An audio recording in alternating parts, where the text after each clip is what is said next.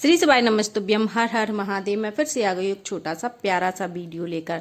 बुद्ध अष्टमी की क्या कथा है, यह बुद्ध अष्टमी व्रत क्यों रखना चाहिए हमें और इसके रखने से क्या फल मिलता है, तो चलिए मैं आपको बताती हूँ। और इसमें क्या क्या सामग्री लगती है।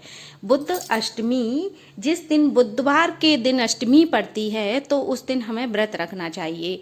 अगर आपने कभी बचपन में, या जैसे हम लोग वैसे तो बचपन में ही जाना चोरी करते हैं, किसी की कोई चीज़ उठा ली है या कुछ चोरी से उठाकर खा लिया है, तो इस क्या उपाय हमें इस तरह से, जैसे कहा जाता है कि हमें इसमें मतलब जब हमारी मृत्यु होती है तो हमें कोई कष्ट नहीं होता है। भगवान नहीं तो हमें हर पाप का, जो भी बुरा करते हम तो हमें उसका दंड अवश्य देते हैं। तो इस तरह से आप बुद्ध अष्टमी का व्रत कर सकते हैं। बुद्ध अष्टमी में क्या क्या सामग्री लगती है तो चलिए मैं बताती हूँ। यहाँ पर मैंने टीवी में से देखकर एक छोटा सा वीडियो बनाया है और पूजा भी घर पे ही की है।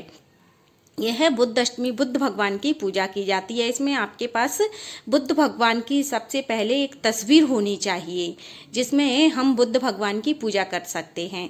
उसके लिए आपको क्या करना है, एक चौकी पर, चौकी के नीचे एक चौकपुर लेना है और उसके ऊपर आपको स्वास्तिक बनाकर एक कपड़ा बिछा दें और उस पर बुद्ध भगवान की तस्वीर रख दें। बुद्ध भगवान की तस्वीर रखकर वहाँ पर आपको एक दीपक प्रज्वलित करना है और आप उस टाइम पर जिस भी ऋतु में चल रहा हो तो आप उस ऋतु में एक फल अवश्य रखें और दक्षिणा के स्वरूप में आप जो भी दक्षिणा रख सकें। इसे बुद्ध अष्टमी की कथा आपको 8 अष्टमियाँ करनी पड़ती हैं, जो 8 बुधवार को पड़े, या साल में 2 साल में, 1 साल में तो कभी भी नहीं पड़ती हैं और न ही 2 साल में होती हैं। यह 3-4 साल का क्रम चलता रहता है। इसमें आपको हर बार 8 चीज़ें दान करनी पड़ती हैं, जैसे कभी चूड़ियाँ दान कर दें, कभी नेल पॉलिश, रूमाल और कुछ भी दान कर दें, आप फल दान कर दें। तो इसमें भगवान की पूजा के लिए मैंने बताया आपको एक दीपक लेना है जो आपको स्वयं पूजा स्टार्ट करने से पहले जलाना पड़ता है, और एक दीपक आपको पूजा करने के बाद जला लें जिससे आप आरती कर लें। और भोजन के स्वरूप में आप जो भी बनाएं, खीर पूड़ी, वो उसका आपको भोग लगाना है। और यहाँ पर आपको जैसे एक हवन भी होता है, आप अपनी डेली की पूजा में जो भी हवन करते हैं आप वह हवन अवश्य करें। और इसमें एक छोटी सी कथा होती है। एक ब्राह्मण के यहाँ एक पुत्र एक पुत्री होती है। एक पुत्र का नाम बुद्ध होता है और पुत्री का नाम बुद्धनी होता है।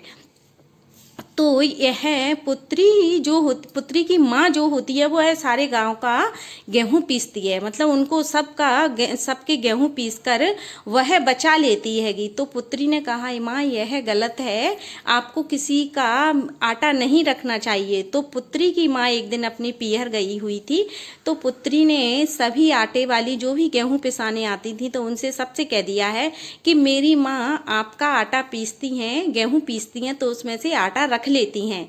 तो जब माँ वापस आई, अपनी माँ पीहर से वापस आई, तो पुत्री के ने उन जो गांव की जो लेडीसें थीं तो उनने कहा कि हमसे तुम्हारी पुत्री ने कहा है कि तुम हमारा आटा बचा के रख लेती हो और हम तुम पर गेहूं नहीं पिसाएंगे।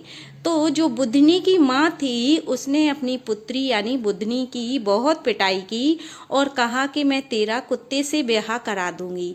तो जब कुत्ते के रूप में भगवान स्वयं आए तो उसका विवाह हुआ, तो गांव वालों ने सबने मना कर दिया कि हम तुम्हारा कार्य नहीं कराएंगे क्योंकि तुम्हारी पुत्री का विवाह एक कुत्ते से हो रहा है।